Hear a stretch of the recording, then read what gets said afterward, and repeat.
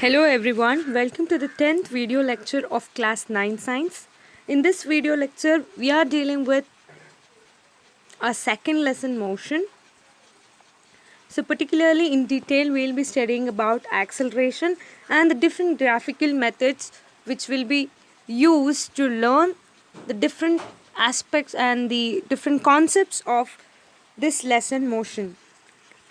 So in the previous lesson or previous lectures, we have seen and learnt about distance, displacement, speed and velocity, and we were even introduced to a concept of acceleration. So we have studied that acceleration is the rate of change of velocity, or it is the change of velocity per unit time or in unit time. So it is a vector quantity because it deals with the vector quantity velocity. The SI unit of acceleration is meter per second square, and the acceleration is calculated as difference in velocity divided by time, or change in velocity divided by time. So change in velocity can be calculated as final velocity minus initial velocity divided by time. So here the final velocity is represented by small letter v and the initial velocity is represented by small letter u. The time is represented by small letter t. Therefore the acceleration a is equal to v minus u divided by t. So this is how we calculate the acceleration. Furthermore, regarding the acceleration, if v is greater than u, that is the final velocity is greater than the initial velocity, that is, then we say that the velocity increases with time. So initially it was traveling with some, for example, initially it was traveling with some velocity 20 meter per second, and after some time the velocity changed into 30 meter per second. So now the initial velocity is 20 meter per second, the final velocity is 30 meter per second. Here we can see that there is an increase in the velocity, right? So in this case, we say that the acceleration is positive. The velocity has been increased, therefore acceleration is positive. So when you do v minus u, that is 30 minus 20 in the given example, so you will get a positive value, that is 10, right? 10 divided by time taken for that change. For example, this change in the velocity happened in a duration of 2 seconds. So t will be 2 seconds. So the acceleration will be change in velocity, that is 10 meter per second, and divided by time, that is 2 seconds. So 10 divided by 2, it will be 5 meter per second square. Okay. So in that case, the acceleration is positive. Now, in the case of v less than u, that is the final velocity is less than the initial velocity, where for example, now the reverse of thing happens, like initial velocity is 30 meter per second and the final velocity is 20 meter per second. So this change has happened in the velocity in a given time of 1 second. In 1 second, what happens?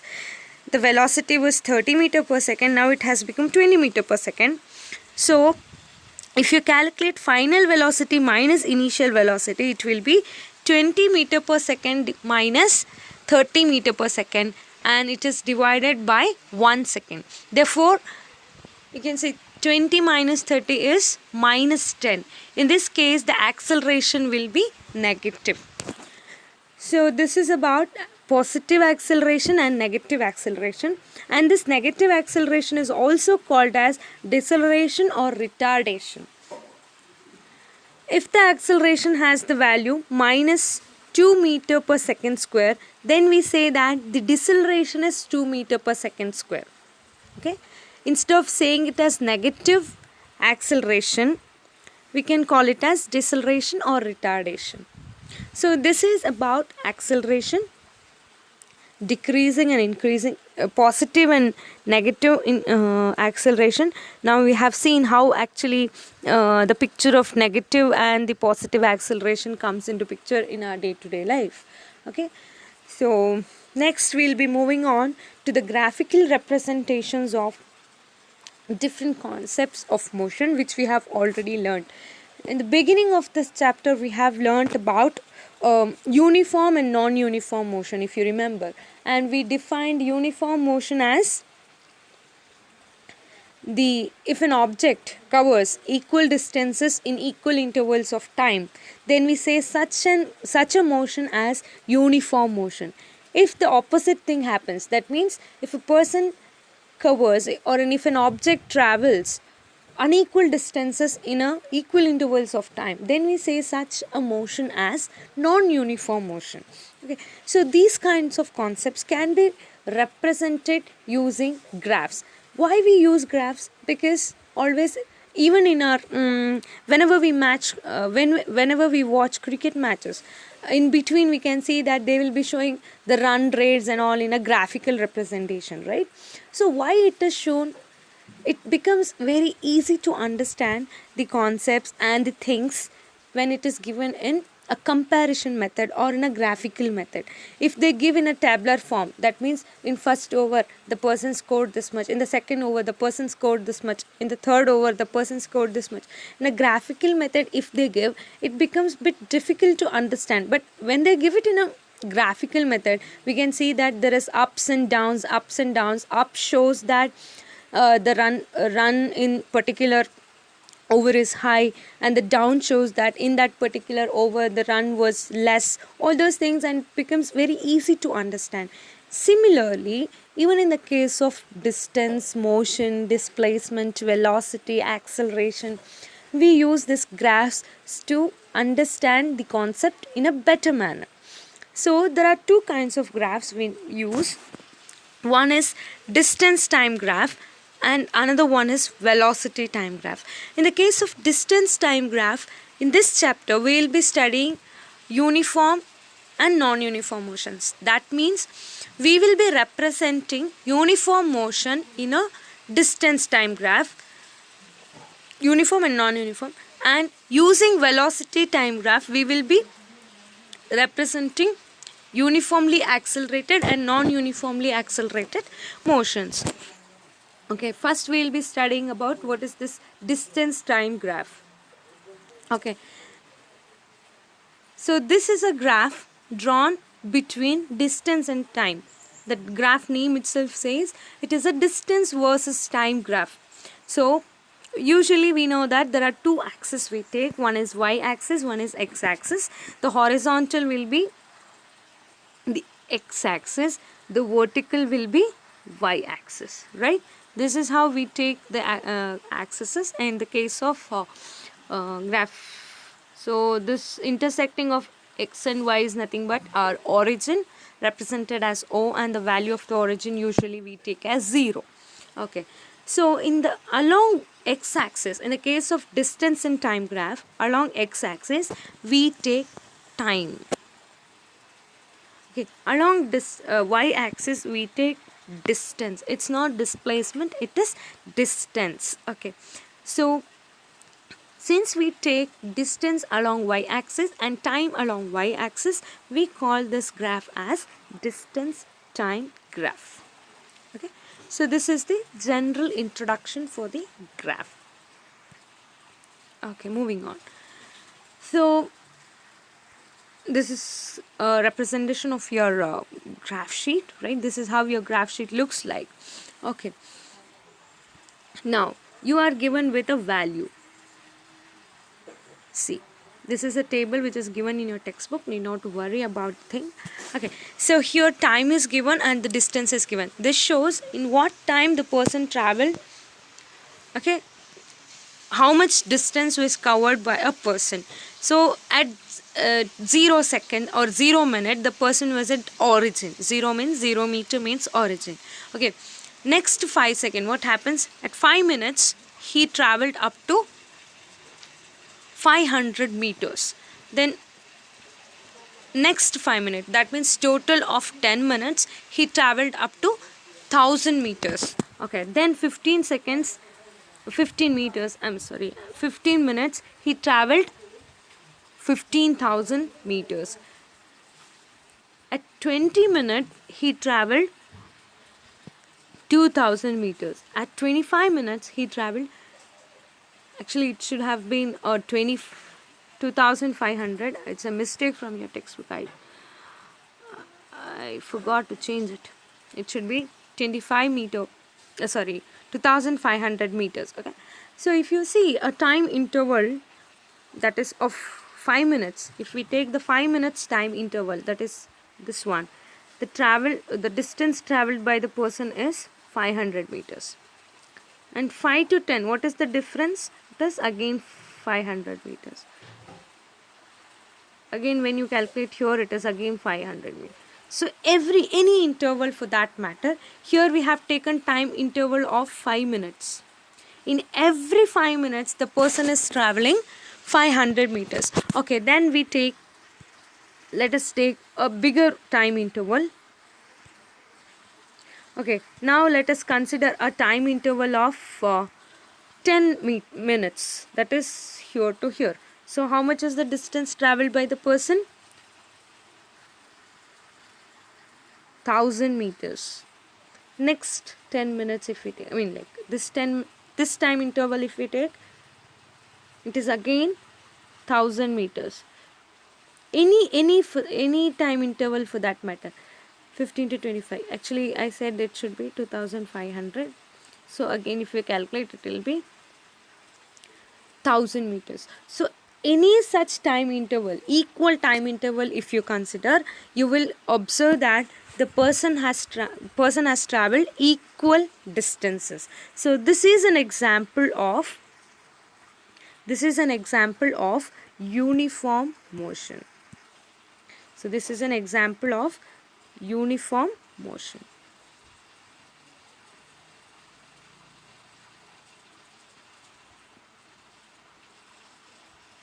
Okay. Now how to draw this using this graph? So whenever we draw the graph, first we need to draw the axis. One is x, another one is y. So we know that this is x-axis. The graph, I'm just showing it how to draw it. Okay, now we have to mark the points.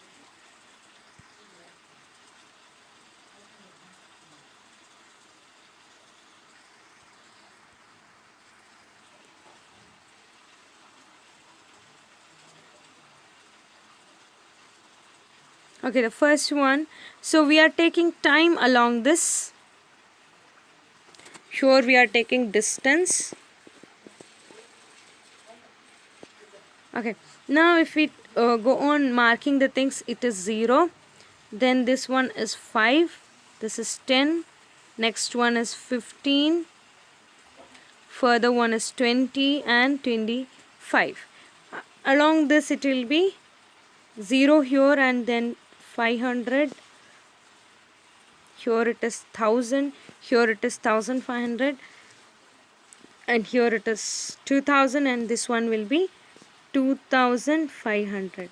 You have to write it here, but the space is less, that's why I have written it here.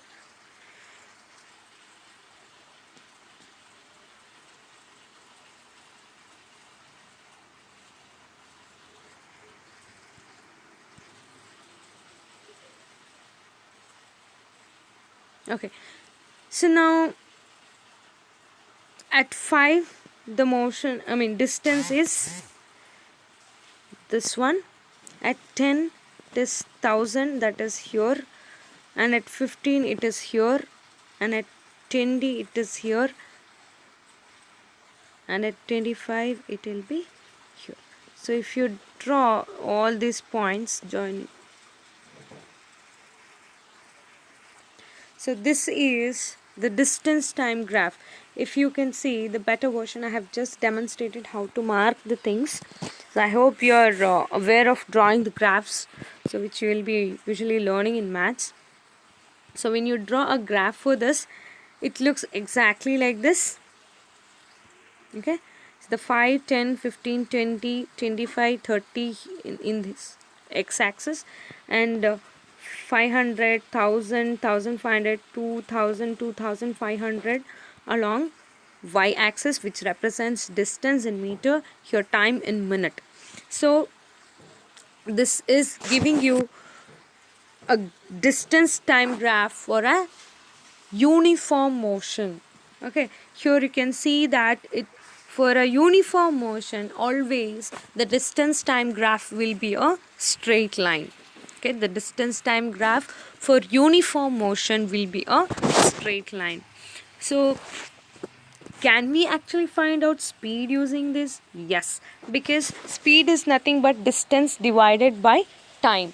Here we will be introduced to a new term or new concept of slope, which will be studied, you will be studying in mathematics. I hope you have already studied it. If not, there is nothing much in it.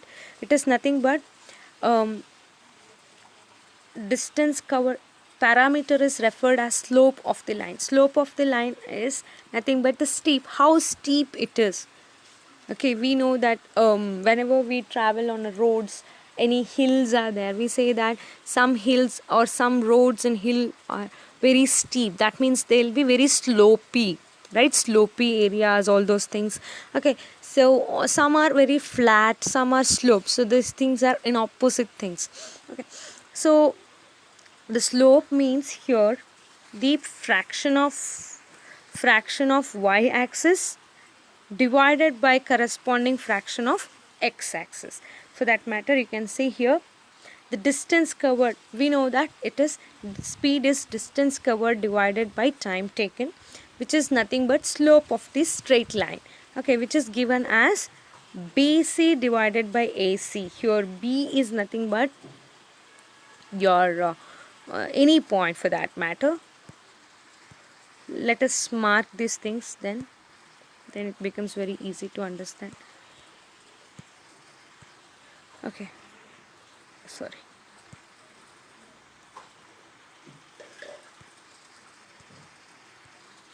Okay, let us mark these points, and this is C. I hope this is A and this is A. No, sorry. So here it is B, this is A, and this one is C. Yes, I hope.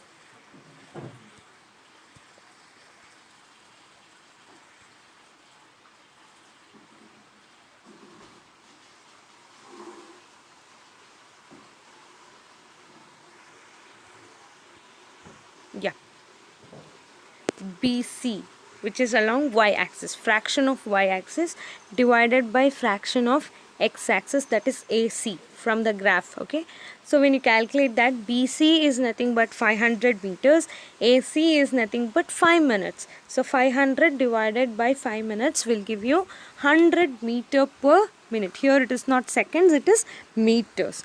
So this is how actually we calculate the speed. Slope can be calculated anywhere from this graph. For that, this also you can calculate. Okay, so if you take this fraction, so again here this will be your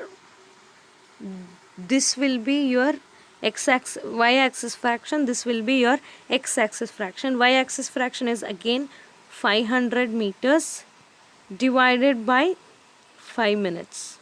So from here to here it is 5 minutes. From 15 minutes to 20 minutes, the difference is 5 minutes. That's why we have taken it as 5 minutes.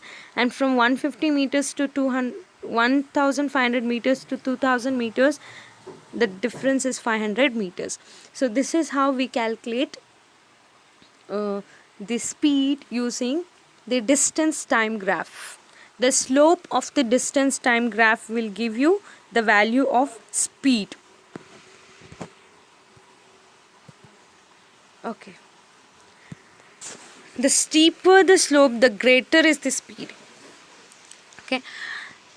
So that means steeper means the slope is more. Slope is more means in a short duration of time, the larger distance has been covered. So that is nothing but if you cover more distance in small amount of time, that is by common sense we know that it is nothing but more speed.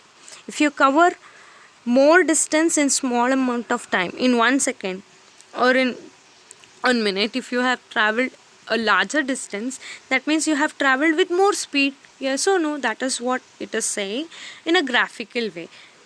Okay, there are 3 examples they have shown you using no, data from walking speed of a person, cycling speed of a person, and riding the car by the same person. Obviously we know that the car will move faster, right, and than the cycle, than a man walking by his foots, right? So the which will be traveling with more speed, which is nothing but the car. So it has got more steeper graph than the cycle. It has got the medium one, and the walking, it is bit flat compared to the car. The graph of the car, the line of the car, the walking graph is bit slope, not so slopey, it is bit flat in nature. So that shows that the speed is less in that case. Okay, more the slope, more will be the speed.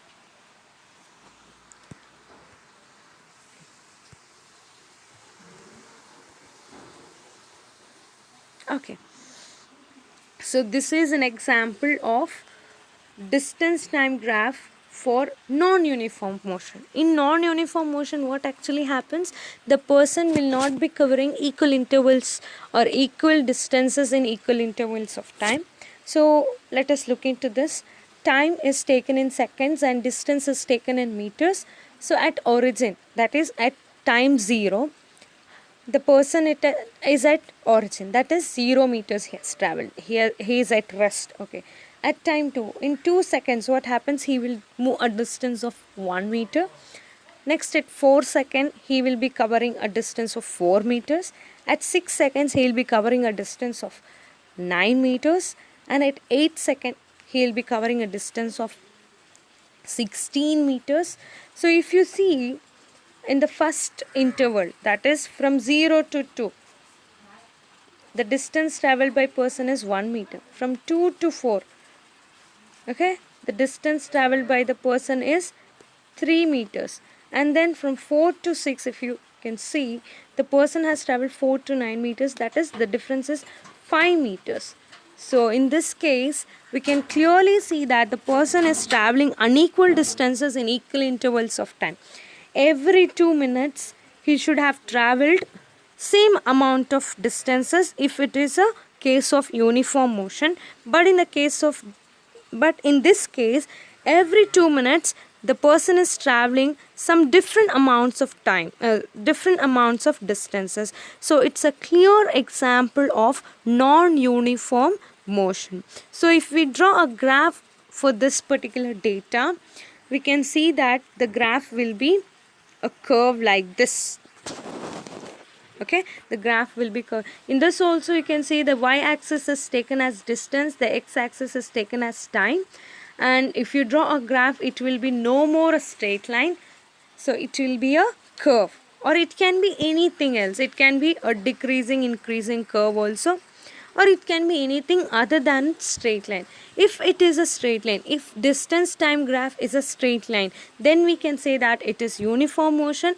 If it is other than the straight line, we can clearly say that it is nothing but a non-uniform motion. So this is how we represent uniform and non-uniform motion using distance time graph. So that's it for the day. Please go through your textbook. I hope I could not explain it in a very clear manner, because the graphing things becomes very difficult when it is this kind of a class. So I hope you can understand it, and go through your textbooks and learn graphing properly, because it is very important for this chapter as well as for your higher studies. So it is an easy one if you understand. Only the concept of uniform and non-uniform motion has been taught using this distance and time graph. So in the next class, we will be doing velocity time graph. In that case, we will be learning uniformly accelerated and non-uniformly accelerated motion. So do well, all the best. Thank you.